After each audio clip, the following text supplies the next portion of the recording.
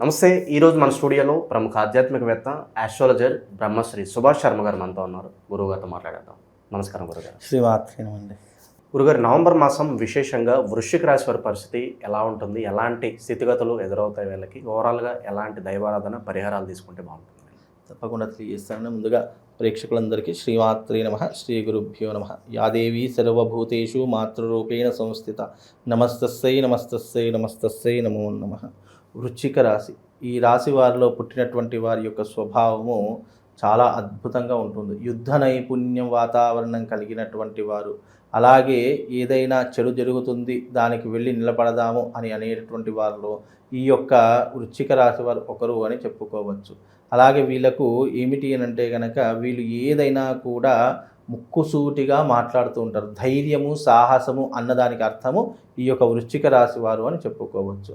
అలాగే ఈ వృశ్చిక రాశిలో ప్రస్తుతానికి బుధుడు కుజుడి యొక్క సంచారం గోచార ఫలితాల్లో నడుస్తూ ఉంటుంది. అంటే జన్మజాతకంలో వీళ్ళకు బుధుడు కుజుడు ఇప్పుడున్న గోచార ఫలితాల్లో ఉన్నారు కాబట్టి వీళ్ళు ఏ పని చేసినా కూడా ఒకటికి 10 సార్లు ఆలోచన చేస్తూ ఉంటారు.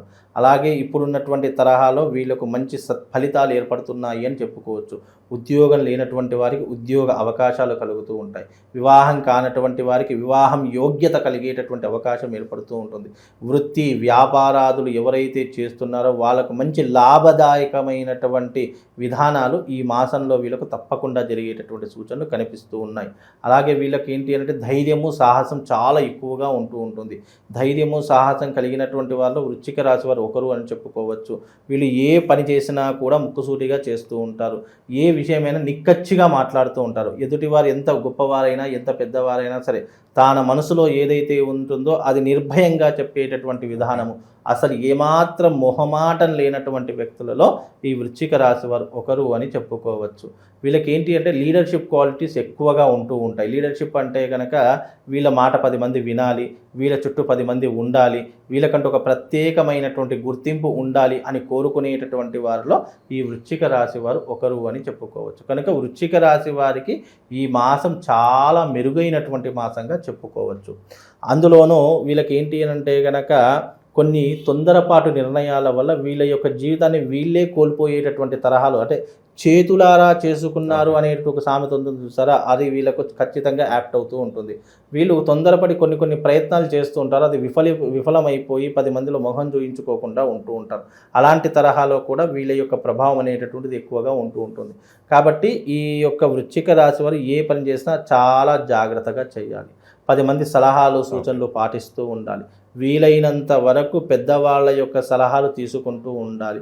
వృధా ఖర్చులు తగ్గించుకోవాలి. ఖర్చులు పెట్టేటటువంటి వారిలో ఈ యొక్క వృశ్చిక రాశి వారు చాలా ప్రప్రదమైనటువంటి స్థానంలో ఉంటుంటారు. అంటే జలసాలు చేయడము, విలాసవంతమైనటువంటి జీవితం అనుభవించడము, సుఖం కోసం ఎంతైనా ఖర్చు పెట్టడము అనేటటువంటిది వీళ్ళ జీవితంలో అలవాటైపోతూ ఉంటుంది. రేపు చూస్తామో చూడమో ఇప్పుడే ఖర్చు పెట్టుకోవడం చాలా ఉత్తమం అని చెప్పేసి ఉన్నదంతా తగలేయడంలో కూడా ఈ యొక్క వృశ్చిక రాశి వారు ముందుంటారని కూడా చెప్పుకోవచ్చండి.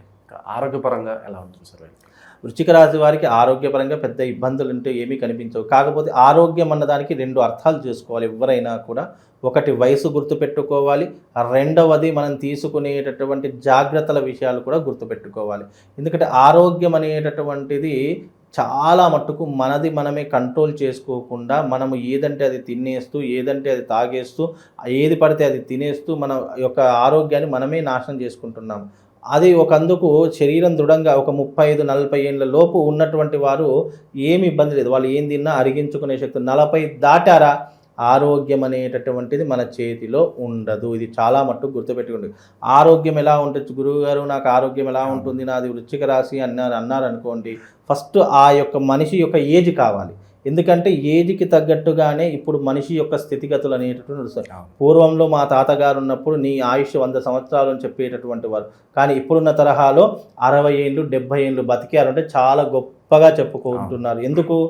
ఆయుష్ అనేటటువంటిది రోజు రోజుకి క్షీణించడానికి కారణం ఏంటంటే మన ఆహారపు అలవాట్లు, మనం చేసేటటువంటి పనులు, మనం తీసుకునేటటువంటి అజాగ్రత్తలు, మనం చేసేటటువంటి లోపాలు, మనం చేసేటటువంటి తప్పులు ఇవన్నీ కూడా ఆరోగ్యం అనేటటువంటిది లక్ష్మీప్రదము అని చెప్పడం జరిగింది.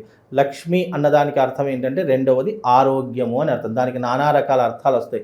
ఆరోగ్యము, సంతోషము, ఆనందము, ఐశ్వర్యము ఇవన్నీ కూడా లక్ష్మి అని అర్థం. కనుక ఆరోగ్యం అనేటటువంటిది ఎప్పుడైనా కూడా రెండు విధాలుగా చెక్ చేసుకోవాలి. ఒకటి నీ వయస్సు, ఒకటి నీ యొక్క మానసికమైనటువంటి పరిస్థితులు. ఈ రెండూ కూడా ఆరోగ్యాన్ని, ఆయుష్ని పెంచేటటువంటి విధానంలో ఉంటాయి. నీకు ఆరోగ్యం బాగుండట్లేదు, మనశ్శాంతి లేదు అని అంటే ఆరోగ్యం ఆటోమేటిక్గా క్షీణిస్తూ ఉంటుంది.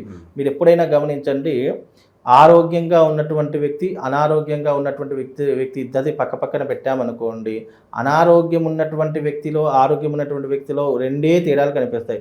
ఒకటి మనం తీసుకున్నటువంటి ఆహార పదార్థాల లోపము వల్ల, రెండవది మనం మనశ్శాంతి లేకపోవడం వల్ల. మనశ్శాంతి లేకపోయినా, ఆరోగ్యం బాగుండకపోయినా మనిషి ఆటోమేటిక్గా కృంగిపోయి, కృషించిపోయి ఏమవుతుందంటే తన ఆయుష్ని తానే తగ్గించుకున్నవాడు అవుతూ ఉంటాడు. కాబట్టి ఆరోగ్యం అనేటటువంటిది మీ చేతిలో ఉన్నటువంటి వ్యవహారము. కాబట్టి ఆరోగ్యం మీరే చూసుకోవాలి.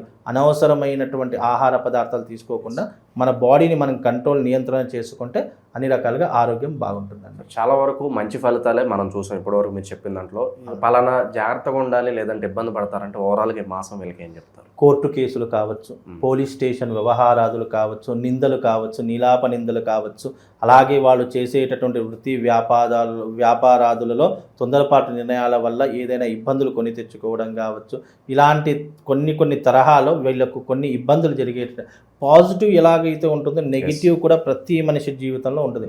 ప్రతి మనిషి జీవితంలో 100 to 100% పాజిటివ్ ఉండదు, 100 to 100% నెగిటివ్ కూడా ఉండదు. రెండు సమపాలల్లో ఉంటుంది.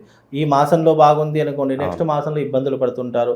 ఒక 2-3 మాసాలు బాగుంది అని అనుకోండి, తర్వాత ఆ బాగున్నటువంటి మాసం అంతా క్యారీ చేస్తే ఒక మాసంలో మొత్తం డిసప్పాయింట్గా ఉంటూ ఉంటారు. అంటే దేనికి దానికే తరహా ఉంటూ ఉంటుంది. ఈ మాసంలో వీళ్ళకి కొంచెం అనుకూలమైనటువంటి వాతావరణమే, పెద్ద చెప్పుకోదగ్గటువంటి ఇబ్బందులు ఏమైతే కనిపించట్లేదు. కాబట్టి ఇప్పుడున్న తరహాలో వీళ్ళకు శుభ సూచకమే అని చెప్పుకోవచ్చు. అన్ని రంగాలలో ఉన్నటువంటి వారికి ఈ యొక్క రాశి వారు ఎవరైతే ఉన్నారో అన్ని రంగాల్లో వాళ్ళు ఉత్తీర్ణత సాధిస్తూ ఉంటారు. ప్రజల్లో మంచి మర్యాదలు, మన్ననలు పొందుతూ ఉంటారు. వృత్తి వ్యాపారాలలో లాభాలు సంపాదిస్తూ ఉంటారు. కాకపోతే నెగిటివ్ ఇంపాక్ట్ అనేటటువంటిది ఎక్కువగా ఉంటుంది. ఆ నెగిటివ్ ఇంపాక్ట్ పోవాలి అని అంటే కనుక వీళ్ళు ఎవరైతే ఈ రాశి వారు ఉన్నారో తప్పకుండా వీరు కరంగలి మాలను ధరించుకోండి. కరంగలి మాలను ధరించుకోవడం వల్ల నెగిటివ్ ఇంపాక్ట్ వెళ్ళిపోతూ ఉంటుంది. అలాగే ఆర్థికపరమైన ఇబ్బందులు సమసిపోతూ ఉంటాయి. అలాగే నీకు ఒక రక్షణ కవచం, నీ శరీరాన్ని ఎప్పుడూ కూడా రక్షించేటటువంటి ఆయుధంగా నీ యొక్క శరీరాన్ని రక్షిస్తూ ఉంటుంది. కాబట్టి ఈ యొక్క కరంగలి మాలను ధరించుకోవడం వల్ల శుభము, లాభము రెండూ కూడా కలుగుతాయి. అలాగే వీళ్ళకు ఒక మంత్రం కూడా చెప్తాను. ఆ మంత్రాన్ని ప్రతిరోజు 108 సార్లు ప్రయత్నపూర్వకంగా చదివేటటువంటి ప్రయత్నం చేయండి. ఓం అర్తకాయం మహావీరం చంద్రాదిత్య విమర్ధనం సింహికా గర్భ సంభూతం తం రాహుం ప్రణమామ్యహం అనేటటువంటి మంత్రాన్ని చదువుకునే ప్రయత్నం చేయండి. కొద్దిగా నెగిటివ్ ఇంపాక్ట్ పోయేటటువంటి అవకాశం ఉంటుందండి. చాలా బాగా వివరించారు. ధన్యవాదాలు శ్రీమాన్.